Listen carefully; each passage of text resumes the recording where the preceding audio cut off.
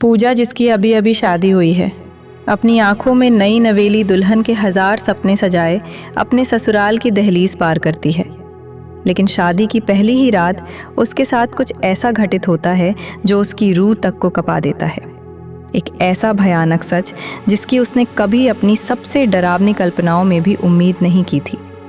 सहमी और टूटी हुई पूजा जब अपनी आखिरी उम्मीद अपनी जेठानी कमलेश के पास हिम्मत जुटाकर अपना दर्द बयां करने जाती है, तो सांत्वना के बजाय उसे इनाम में मिलता है चेहरे पर एक जोरदार थप्पड़।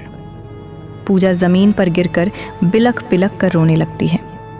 आखिर एक नई नवेली दुल्हन के साथ इतना बड़ा धोखा और जुल्म क्यों हुआ? ये कहानी आपको झकझोर कर रख देगी और अंत में एक बहुत गहरी सीख भी देकर जाएगी।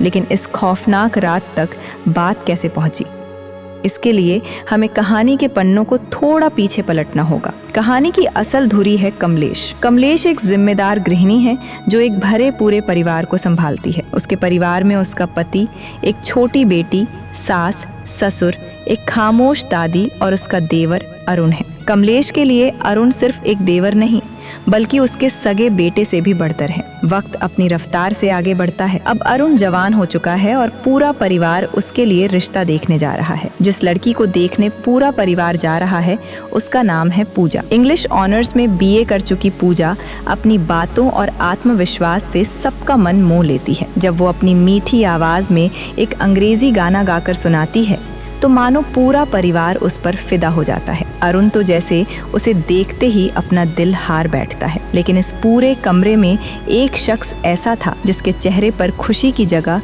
एक उलझन थी। कमलेश को पूजा का ये मॉडर्न और बेबाक अंदाज बिल्कुल रास नहीं आता, लेकिन अरुण की खुशी और उसकी जिद के आगे कमलेश को झुकना ही पड़ता है, मन मारकर ही सही।